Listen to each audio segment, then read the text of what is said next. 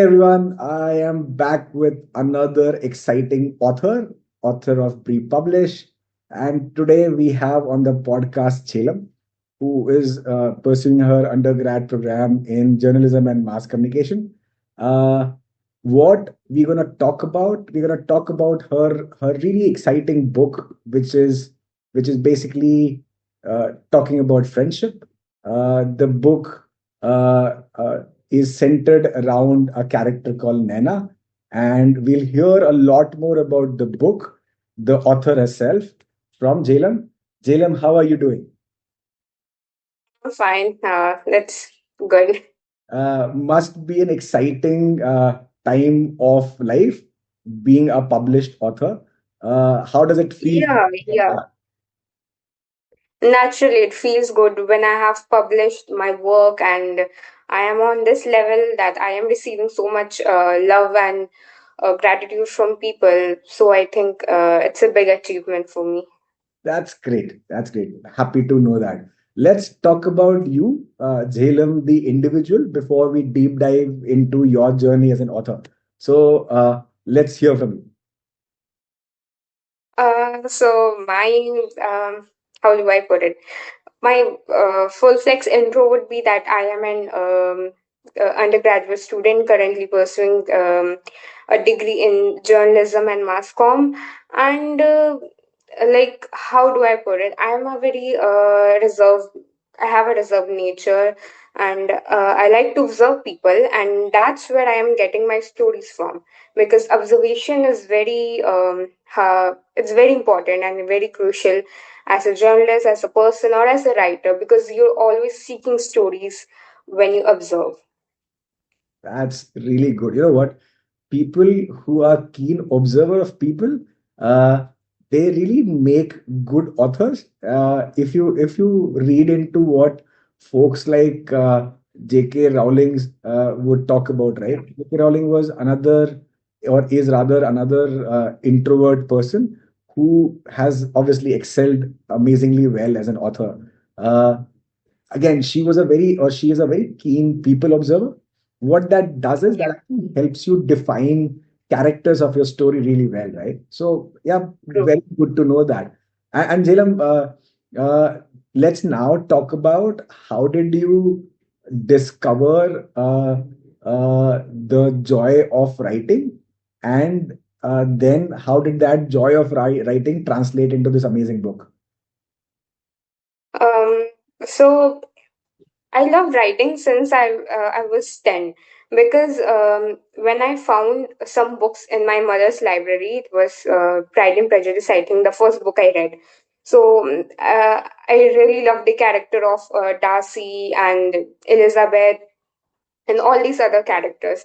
And I was big, like, how do I say? I am a like a movie buff, you can say. I love watching movies or cartoons or series or anything, and I love the screenplay, the dialogues, how the characters enact in the scenes. So writing was a process for me because when I was 10 and I like leisure activity, that was my leisure activity. When I didn't have any friends, I used to put myself to the books or writing.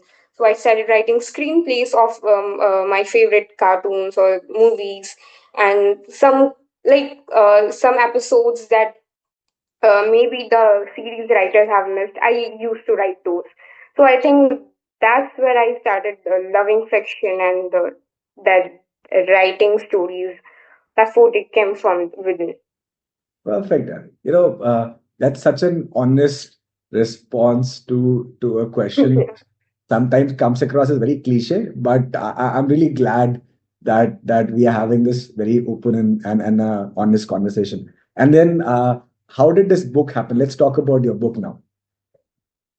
The idea of the book is it's only few years back only, but when the story I actually conceived it was a few years back. The idea was when I was watching the movie Jawani Diwani, and yes, the character's name is from that movie only, Nana. I was I was so about to enchanted ask by that. Sorry, but I was about to ask that.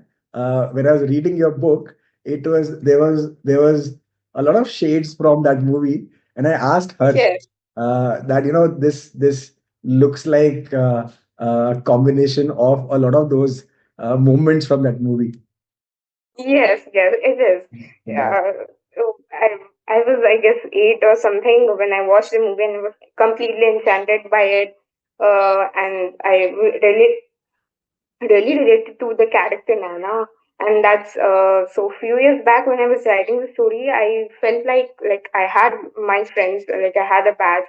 So as I have put in my background that I'm from army background and I didn't have much friends because always transferring to schools, I didn't have much friends.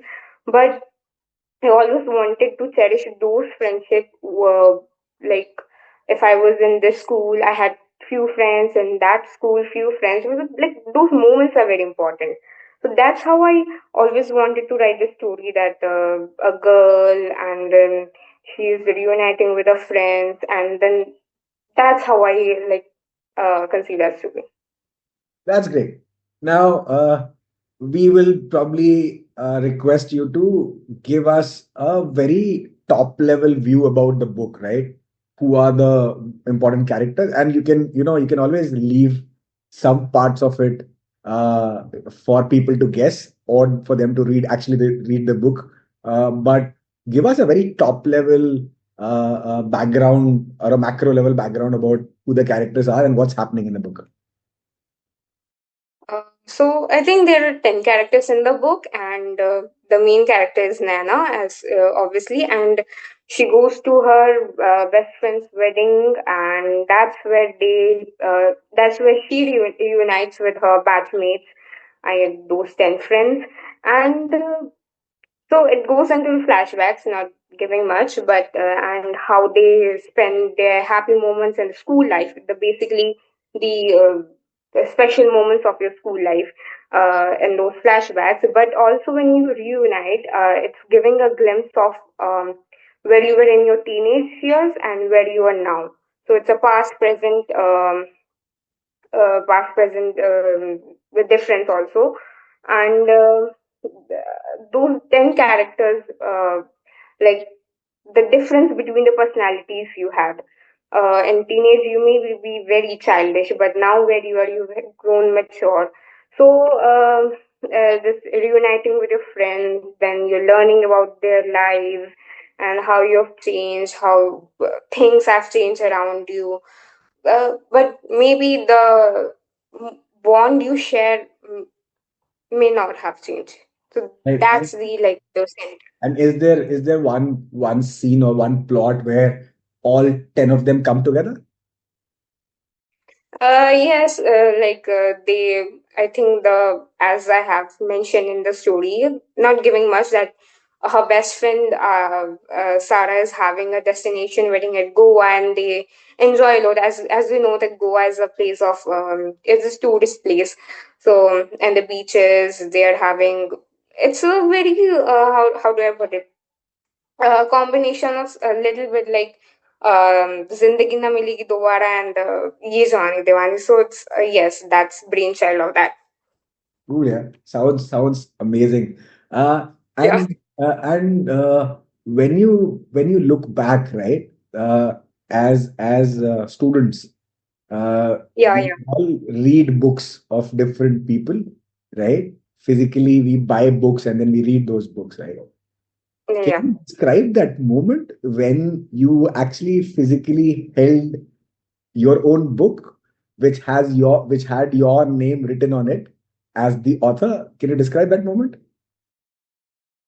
Uh, got my first copy, and I just held that book that it had my that cover also when my written drafts on it, and I was I forgot for a moment I forgot breathing. It was like yes, I have achieved something. I have taken a step in my life ahead that I wanted to dream of. Because yes, when I was 9, I always had this dream that maybe one day, like a pipe dream, that maybe one day I'll be a writer. But I never thought of it at so instantly I can become a writer, because this book I have written, it took me 1 year probably, because so many characters, so many scenes I had to cut out, so many dialogues which didn't fit right. But then when I put it and compiled it, and on BriPublish, I wrote it, and full fledged it become a book. And when I held it and read it for the first time, it was like, yes, now I'm an author, and I feel like a reader and author. So it's nothing best beautiful. That's a very very beautiful moment to reflect on, and Yeah, I can only give a virtual applause and a virtual bow to you. Thank you so much for being such an amazing author. Quick notes from my side, right?